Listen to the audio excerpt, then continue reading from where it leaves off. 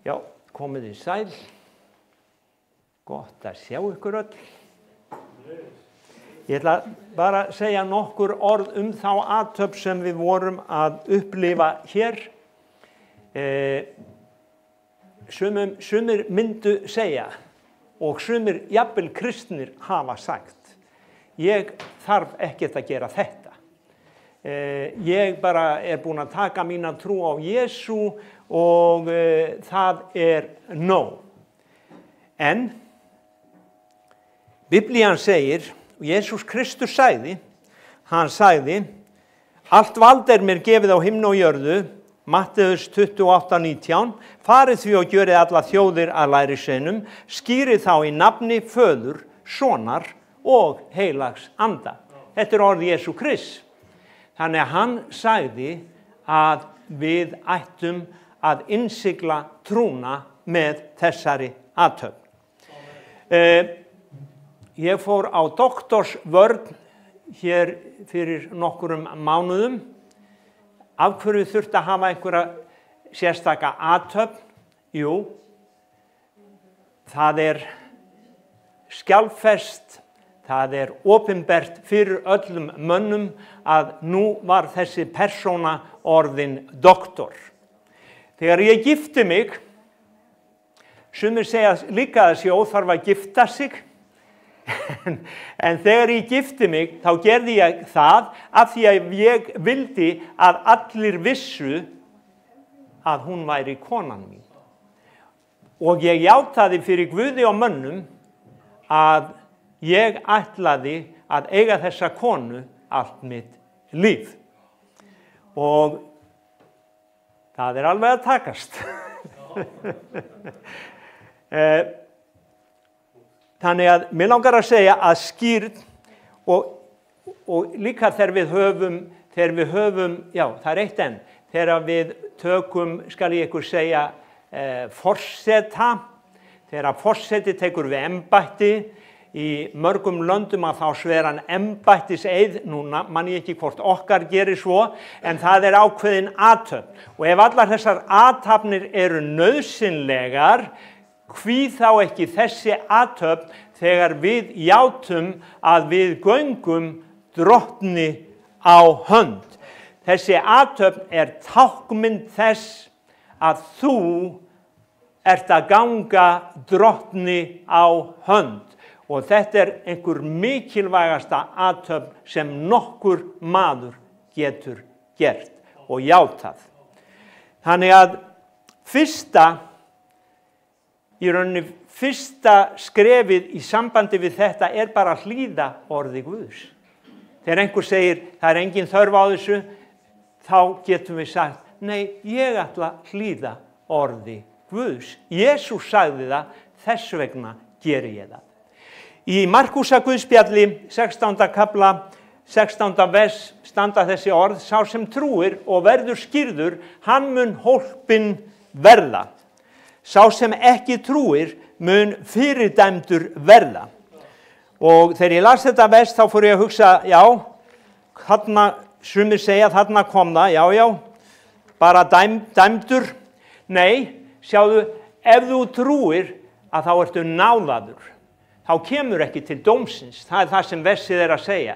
Það verða allir dæmdir í lok þessa lífs, eftir þetta líf.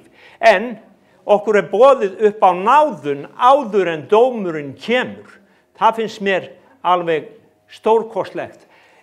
Það ekki til í mannlegu samfélagi að okkur sé boðið bara upp á náðun ef við erum sek áður en dómurinn kemur. Nei, við þurfum að mæta okkar dómara. En okkar dómari, Jesús Kristur, hann fór á undan okkur og tók dóminn á sig. Þannig að það svo falleg mynd. Og ég ætla að segja líka að skírnin, þetta sem ég búinn að vera að segja, að hún nauðsynleg? Já, hún nauðsynleg. Ég sé svo marga sem sagði að hún væri ekki nauðsynleg. Hvar eru þeir í dag? Þeir eru komnir aftur á sinn gamla stað. Skírnin, hún gerir aðskilnað. Þegar ég sagði að ég ætlaði að elska þessa konu meir en allar aðrar konur, þá var það aðskilnaður milli mín og allra annara kvenna. Og þegar ég sagði við drottin Jesúm Krist, ég ætla að elska þig meir en allt annað, þá var það aðskilnaður við mitt gamla líf. Þannig að skírnin, hún nauðsynleg af því að hún táknmynd upp á aðskilnað. Það eru hérna 4 punktar sem ég hef sett upp sem hérna svona yfirskrift yfir skírn. Fyrsta skrefið hlýðni, það játning, sáttmálatákn, það greftrun og upprisa og síðan gefur skírnin fyrirheit heilagan anda. Og mér langar aðeins að byrja bara á athöfninni sjálfri sem játning. Athöfnin sjálf játning. Og það svo fáir sem skilja þetta. Fólk segir, já, ég að láta skíra barnið mitt og svo segir fólk hina, sko, þessi skrýtnu þarna, sáu þið dúfu eða eitthvað svona og fólk grípur þetta ekki. Nikodémus, hann var ráðsherra og hann var menntaður maður, hann greip ekki þetta sem Jesús var að segja. Þó hann hefði fullt af þekkingu og það fullt af fólki, snjöllu fólki í dag, það gáfað, það greint, það vel menntað, en það getur ekki gripið þessa einföldu hluti. Og þess vegna þurfum við að minna okkur á, Hilmar hann rifjaði svo vel upp með endurkomuna hérna síðasta sunnudag, með munin á endurkom og upprifningu. Það mjög fáir sem vita það að kirkjan verður hrifin upp einn dag. Þess vegna langar mig í dag að rifja upp þetta með skírnina, af hverju hún nauðsynleg.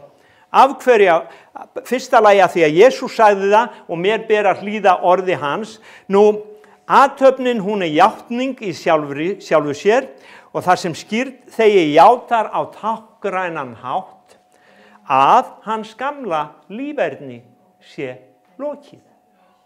Hann játar á táknrænan hátt að hans gamla líferni sé lokið og nú nýtt líf hafið með Kristi. Gamla lífið búið, það nýtt líf hafið með Jesú Kristi. Páll orðaði þetta svona, sjálfur lifi ég ekki framar, Galatabréfi 2:20, ég krossfestur með Kristi, sjálfur lifi ég ekki framar, nú lifir Kristur í mér. Annað Korinthubréf 5:17 segir okkur að ef einhver í Kristi, þá var þið gamla að engu, sjá nýtt orðið til. Sjá nýtt orðið til. Það nýbyrjun, nýr vegur, nýtt líf í nýjum heimi. Með þessa játningu, sjáðu þegar ég gifti mig, þá setti ég upp ring. Ég merktur konu minni, hún líka merkt mér, við erum merkt hvert öðru. Í gamla sáttmála, þá voru menn merktir Guði með umskurn. Í fyrri Mósebók, 17. kapla, 11. vers, þá sagði Guð við Abraham að hann skyldi umskera öll sveinbörn, það voru bara sveinbörn, sem á 8. degi, 1. Mósebók 17:11, á 8. degi skyldi umskera öll sveinbörn. Og það var sáttmála tákn milli Guðs og Abrahams. Þeir sem voru umskornir, þeir voru í sáttmála við almáttugan Guð. Guð var með þeim hvar sem þeir fóru. Allt sem Guð átti, það áttu þeir. Allt sem þeir áttu, það átti Guð. Þetta eins og þegar við giftum okkur, allt mitt þitt og allt þitt mitt. Þannig að gamli sáttmálinn var svona, hann var umskurn. Í Kólósubréfinu, 2. kapla og 11. versi, þá talar Páll öðruvísi umskurn. Hann talar umskurn hjartans. Og hann segir að við skulum lesa þetta vers 11 og 12, Kólósubréfið 2. kapli, vers 11 og 12. Kólósubréfið 2:11. Þetta kemur Í honum eru þér einnig umskorni þeirri umskurð sem ekki með höndum gjörð, heldur umskurð Krists. Þannig að það var umskurð með höndum gjörð og við vitum að það var heilmikið umstang í sambandi við það á Íslandi fyrir nokkrum árum að þetta væri mikill glæpur að umskera börn. En ef að Guð hannaði þessa athöfn, það þá mikill glæpur? Veit Guð eitthvað? Og veit Guð á hvaða tíma það var best? Jú, á 8 daga gömur að það var besti tíminn. En hér talað aðra umskurn, ég ætla ekki að dvelja lengur við hitt, að það er umskurn hjartans við að afklæðast hinum synduga líkama þegar þér voru greftraðir með Kristi í skírninni og í skírninni voru þér einnig með honum uppvaktir fyrir trúna. Sem sagt, þú ert greftraður, þú ert uppvakin fyrir trúna á mátt Guðs. Vakti hann upp frá dauðum. Þannig að skírnin umskurð hjartans. 2. Korinthubréf 1:22 kemur líka með þetta merki að þar sett á okkur innsigli. 2. Korinthubréf 1:22 að þar segir ritningin okkur að við erum innsigluð og þið vitið þegar tollurinn eða lögreglan eða einhver setur innsigli á eitthvað þá má ekki snerta það. Og Jóhannesarbréfið útskýrar þannig að hinn vondi snertir mig ekki, ég er innsiglaður. Ég er innsiglaður með anda Guðs. Og hver getur rofið það innsigli? Látum hann reyna það, ekki einu sinni djöfullinn. Við erum innsigluð með anda Jesú Krists. Þannig að þetta játning og þetta sáttmála tákn. Amen.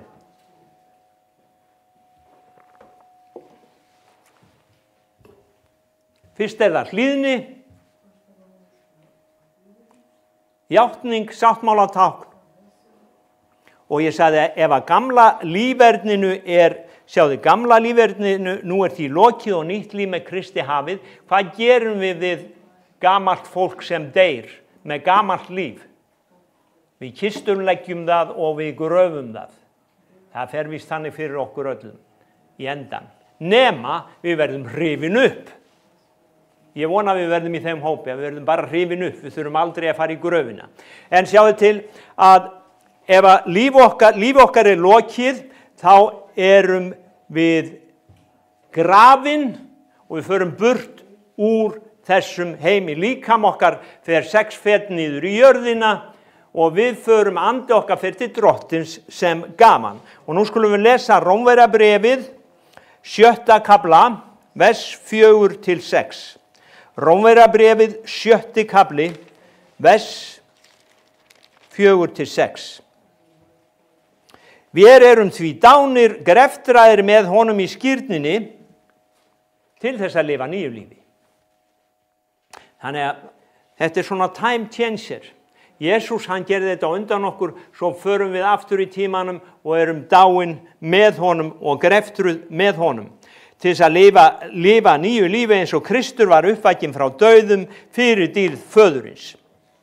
Því ef við erum orðnir samgrónir honum í líkingu dauða hans, þá munum við einnig vera það í líkingu upprissu hans.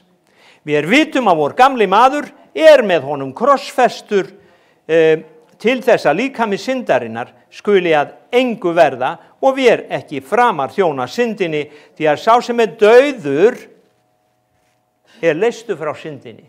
Sá sem dauður leystur frá syndinni. Sjáðu, maður syndarinnar, ef hann dauður, ef hann grafinn, hver þá frjáls? Nýji maður, hann frjáls. Og ég segi það stundum að fólk sem kristið og að segja ég alkoholisti, það að gera Guð að lygara. Ef að Guð segir, sjá, nýtt orðið til, hver þú að segja, ég ennþá í gamla manninu? Þú getur sagt, ég var alkoholisti. Drottinn frelsaði mig.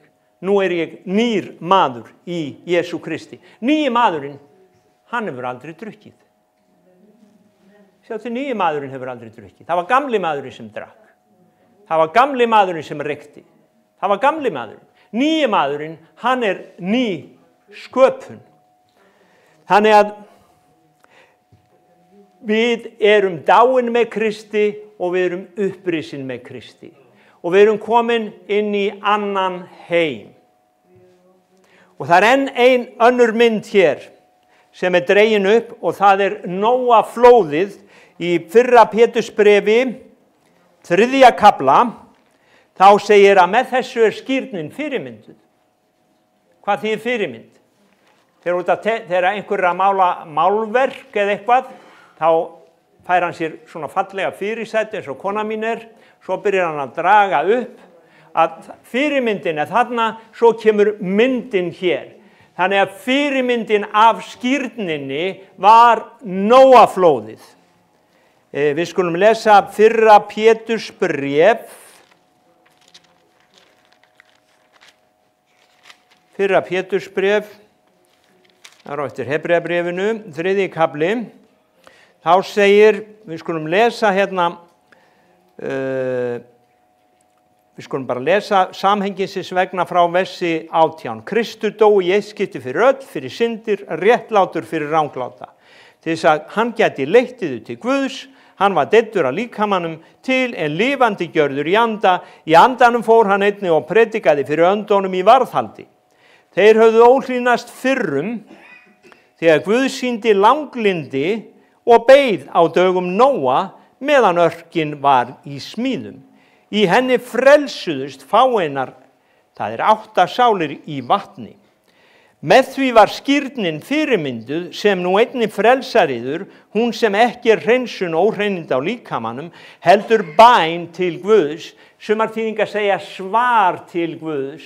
Ég svara, Guð kallaði mig og ég svara með skírninni, og bæn til Guðs góða samvisku fyrir upprisu Jesú Krist, sem uppstiginn til himna situr Guði á hægri hönd, en englar, völd og kraftar undir hann lagðir. Þannig að Nóaflóðið var fyrirmyndin. Örkin var tákmynd upp á Jesú Krist. Ef þú ferð inn í örkina að þá frelsastu þitt gamla líf, gamli heimur, hann fór allur undir vatn. Guð eyddi öllu jarðlífi og allt saman fór bara í burtu, þvegið í burtu og síðan nam örkin staðar, þar að segja, við getum sagt að Kristur, hann setti þig niður á Ararat fjöllum. Ararat þýðir heilög jörð eða bölvunni hefur verið aflétt. Og syndin kom með bölvunina inn í þitt líf. Jesús Kristus tók bölvunina út úr þínu lífi og hann setti þig á helga jörð. Örkin nam staðar á Ararat fjöllum og ég held að það sé einhvers staðar í Tyrklandi í dag og hérna Abraham byrjaði nýtt líf. Þannig að hér höfum við skírnina og svo það síðasta, fyrirheit heilagan anda. Pétur sagði að þegar hann var að skýra eða var að predika, hann sagði og þér munu öðlast heilagan anda að gjöf.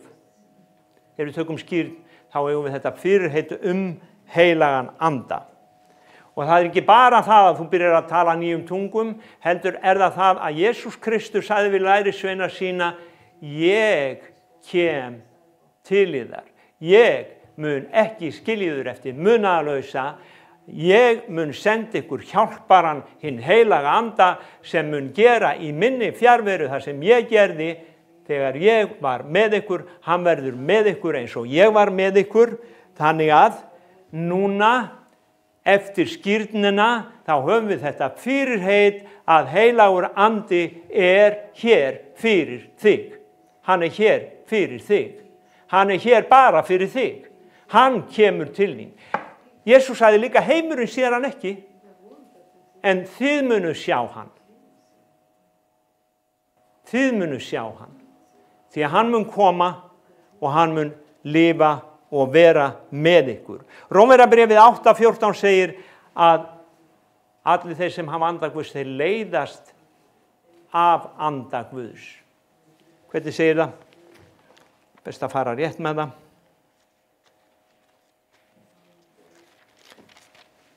8:14. Því allir þeir sem leiðast af anda Guðs, þeir eru Guðs börn. Allir sem leiðast af anda Guðs, þeir eru Guðs börn. Þannig að þetta eru þessi 4 punktar að við hlýðum Guðs orði, af því að Guð, hann talar ekki orðið út í bláinn. Við játum og tökum þetta alvarlega, okkar trú, með því að viðurkenna hvað gamla lífi sé lokið. Nú er Jesús drottinn í mínu lífi, ekki ég. Jesús er drottinn í mínu lífi, ekki ég. Og Jakob, hann orðar þetta og segir svona, ef Guð vill, þá skulum við fara til þessara borgar. Sumir segja bara ég fer. En Jakob segir, nú er Jesús drottinn, ef Guð vill, þá máttu gera þetta. Ef Guð vill, þá máttu gera hitt. Þannig að nú leiðumst við af anda Guðs. Amen. Og skírnina framkvæmum við samkvæmt hans boði í nafni Föður, Sonar og heilags anda. Og ég var mjög ánægður með hvernig skírnin var framkvæmt hér í dag. Það var virkilega falleg athöfn og ég er svo glaður að sjá þessa ungu konu hérna. Bæði hefur hún eignast mann og hún hefur líka eignast hinn mikla, volduga, góða, heilaga anda, og þau hafa hann nú bæði til að leiða sig í gegnum lífið. Amen. Og nú ætlum við að ljúka þessari samkomu með því að ganga